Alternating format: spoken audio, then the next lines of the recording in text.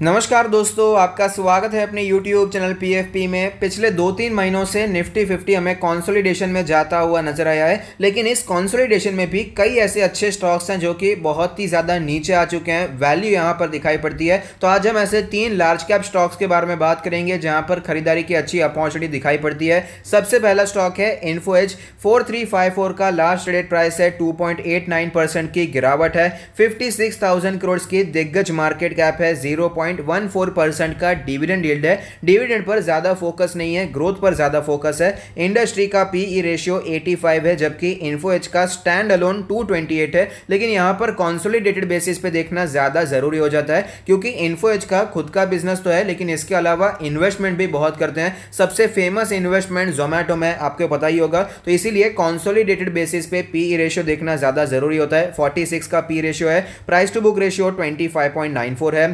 Company के performance के बारे में बात करें तो आप देख पाएंगे कंटिन्यूअसली नेट सेल्स हमें पिछले कुछ सालों में बढ़ते हुए नजर आए हैं। नेट प्रॉफिट के बारे में बात करें तो ये भी लगातार हमें बढ़ता हुआ नजर आता है। तो ओवरऑल बिजनेस के बारे में बात करें तो बिजनेस बहुत ही अच्छा परफॉर्म करता हुआ नजर आता है।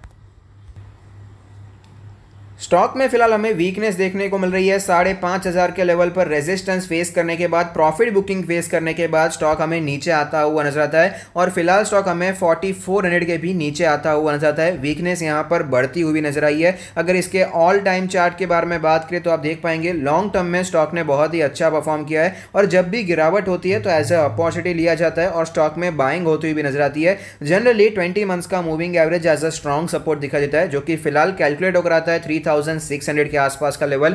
वीकली चार्ट्स के बारे में बात करें तो आप देख पाएंगे वीकली चार्ट पर यह हमें बहुत ही इंपॉर्टेंट लेवल पर ट्रेड करता हुआ नजर आता है और वो है 50 वीक्स का मूविंग एवरेज। जनरली यहां पर स्टॉक सपोर्ट लेता है और वहां से तेजी कंटिन्यू रहती हुई नजर आती है। यहां पर कंसोलिडेशन भी कई बार स्टॉक ने दिखाया है। फिलहाल जो 50 वीक्स का मूविंग एवरेज है वो कैलकुलेट होकर आता है 4106 के आसपास का लेवल। तो ऐसी सिचुएशन में क्या करना चाहिए? सबसे पहले थोड़ा सा बिजनेस के बारे में जानकारी प्राप्त कर लेते हैं कि अभी फिलहाल बिजनेस कैसा चल रहा है। तो इंटरनेट बेस्ड सब कुछ कामकाज होता है, तो ऑफ कोर्स यहां पर इतना इंपैक्ट हमें कोरोना वायरस की वजह से पड़ता हुआ नजर नहीं आया है। लेकिन इनकी कुछ वेबसाइट्स ऐसी हैं जैसे कि 99 एकर्स है, यहां पर हमें सिग्निफिकेंट इंपैक्ट पड़ता हुआ नजर आता है। कुछ बिजनेसेस बहुत ही अच्छा परफॉर्म कर रहे हैं, लेकिन कुछ बिजनेसेस हमें अंडर परफॉर्म करते हुए नजर आते हैं। 99 acres of course real estate से जुड़ा हुआ है, तो वहां पर हमें अंडर परफॉर्मेंस दिखाई पड़ता है। लेकिन ओवरऑल बिजनेस के बारे में बात करें तो कोविड-19 की वजह से कोई बहुत बुरा इंपैक्ट यहां पर फिलहाल तो हमें पड़ता हुआ नजर नहीं आता है और सिचुएशन थोड़ी सी अच्छी दिखाई देती है इन कंपैरिजन टू आप दूसरे किसी कंपनी के बारे में बात करेंगे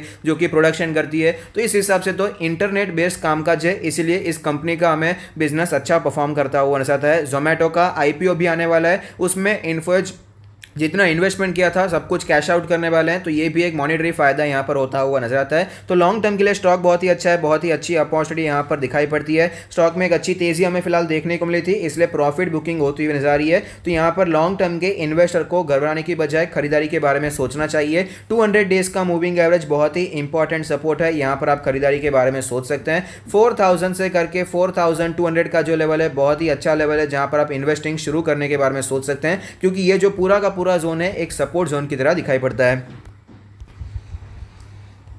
नेक्स्ट स्टॉक है Maruti Suzuki. Last trade price है 6817। 1.2% की तेजी है। 2 लाख करोड़ की दिग्गज मार्केट कैप है। 0% का डिविडेंड यील्ड है। 54 का इंडस्ट्री का पी है, जबकि मारुति सुजुकी हमें 47 के पी रेशियो पर अवेलेबल है। प्राइस टू बुक रेशियो 3.92 है। कंपनी के परफॉर्मेंस के बारे में बात करें तो आप देख पाएंगे नेट सेल्स हमें लगातार बढ़ते हुए नजर आए हैं, कंपनी हमें ग्रो होती हुई नजर आती है। फिलहाल यहाँ पर सिचुएशन थोड़ी सी खराब हो चुकी है। आप देख पाएंगे 2019 के मुकाबले यहाँ पर नंबर हमें नीचे जाता हुआ नजर आया। उसका रीजन हम सभी को पता है, Q4 अच्छा नहीं गया था।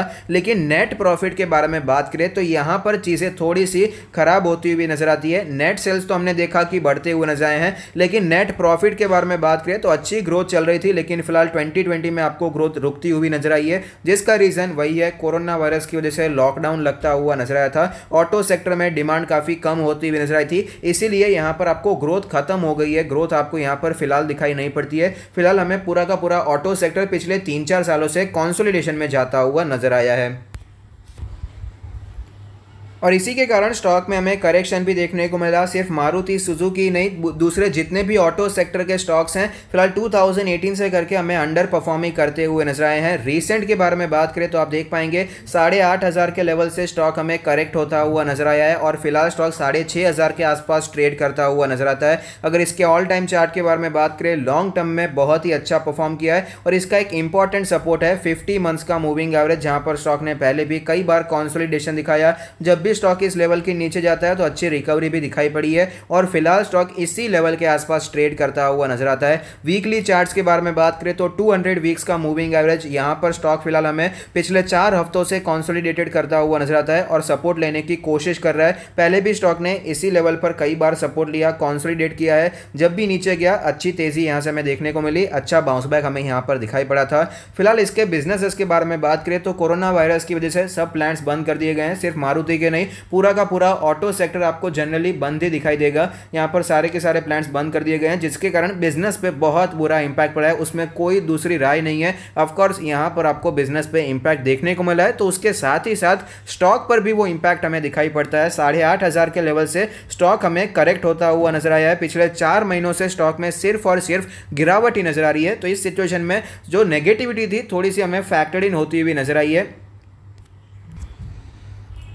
मार्केट हमेशा फ्यूचर की सोचती है, तो यहां पर जो नेगेटिविटी थी पहले ही फैक्टर्ड इन हो चुकी है लॉकडाउन के पहले ही, और फिलहाल यहां पर अनलॉक की सिचुएशन हमें कभी भी देखने को मिल सकती है। ऐसा बताया जा रहा कि कोरोना वायरस के केसेस हमें जल्दी पीक होते हुए नजर आ सकते हैं और इसीलिए मारुति सुजुकी के स्टॉक में भी आपको स्ट्रेंथ बढ़ती हुई नजर आ रही है। जो स्टॉक बहुत ही ज्यादा वीक चल रहा था, 20 डेज के मूविंग एवरेज पर रेजिस्टेंस फेस कर रहा था, वहां से नीचे आ रहा था, पिछले 4-5 दिनों से उसके ऊपर यहां पर आपको क्लोजिंग दिखाई पड़ती है। तो स्टॉक में आपको स्ट्रेंथ बढ़ती हुई नजर आ रही है, तो यहां पर आप खरीदारी के बारे में सोच सकते हैं। स्टॉक में अच्छी वैल्यू हमें दिखाई पड़ती है।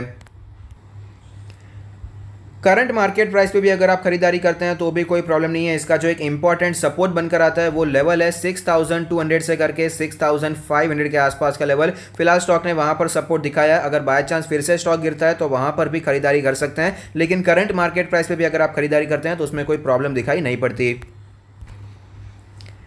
नेक्स्ट स्टॉक है कोटक महिंद्रा बैंक। 17-18 का लास्ट ट्रेड प्राइस है, 2% की गिरावट पे अवेलेबल है। 3,40,000 करोड़ की दिग्गज मार्केट कैप है, 27 का इंडस्ट्री का पी, जबकि कोटक महिंद्रा बैंक 34 के पी रेशियो पर अवेलेबल है। लेकिन फाइनेंशियल स्टॉक को एनालाइज करते वक्त प्राइस टू बुक रेशियो देखना ज्यादा जरूरी होता है। तो price to book ratio consolidated 4.6 है, जो कि अपने सेक्टर में अच्छा खासा प्रीमियम हमें दिखाई पड़ता है। कंपनी का परफॉर्मेंस भी बहुत ही अच्छा है। आप देख पाएंगे इंटरेस्ट अर्न जो हमें लगातार बढ़ता हुआ नजर आता है। अगर बात नेट प्रॉफिट के बारे में तो 2,000 करोड़ के आसपास का नेट प्रॉफिट था 2016 में, जो कि हमें 6,000 करोड़ के आसपास होता हुआ नजर आता है 2020 में। तो ऑफ कोर्स सिचुएशन बहुत ही अच्छी दिखाई दे रही है। कंपनी बहुत ही अच्छी तरीके से ग्रो होती हुई नजर आती है। 2000 के लेवल पर स्टॉक ने रेजिस्टेंस फेस किया है और वहां से स्टॉक हमें नीचे आता हुआ नजर आता है और फिलहाल स्टॉक हमें 1700 के लेवल पर कंसोलिडेट करता हुआ नजर आता है। अगर इसके वीकली चार्ट के बारे में बात करें तो वीकली बेसिस पर क्लियरली पता चलता है इसका जो इंपॉर्टेंट सपोर्ट है 50 वीक्स का मूविंग एवरेज, उसी लेवल पर स्टॉक फिलहाल हमें ट्रेड करता हुआ नजर आ रहा है। अगर इसके ऑल टाइम चार्ट के बारे में बात करें तो हमें यहां पर पता चलता है कि जब भी स्टॉक में गिरावट होती है तो 20 मंथ्स का moving average as a strong support दिखाई पड़ता है और वहां से तेजी कंटिन्यू रहती हुई नजर आती है। और फिलहाल जो 20 मंथ्स का मूविंग एवरेज है वो कैलकुलेट होकर आता है 1595 के आसपास का लेवल। तो ओवरऑल बिजनेस के बारे में बात करें तो फिलहाल इसके रिजल्ट्स भी आए थे, रिजल्ट्स ओके आए थे। इतने अच्छे रिजल्ट्स नहीं थे कि बहुत तेजी आ जाए और इतने बुरे रिजल्ट्स भी नहीं थे कि बहुत ही ज्यादा तेजी से स्टॉक हमें नीचे आता हुआ नजर आए। यहां पर फिलहाल हमें कंसोलिडेशन ही चलता हुआ नजर आता है। आरबीआई का एक नियम आया है कि मैनेजमेंट चेंज होना चाहिए अभी फिलहाल सारे बैंक्स के लिए, तो कोटक महिंद्रा बैंक के लिए उदय कोटक जी बहुत ज्यादा इंपॉर्टेंट है। तो वहां पर उसके कारण थोड़ा सा नेगेटिविटी बन गया था, लेकिन मैनेजमेंट में चेंजेस के प्लान भी हो चुके हैं। तो ऑफ कोर्स यहां पर आपको लॉन्ग टर्म में अच्छी अपॉर्चुनिटी नजर आएगी, लॉन्ग टर्म में आपको ग्रोथ यहां पर कंटिन्यू रहता हुआ नजर आएगा।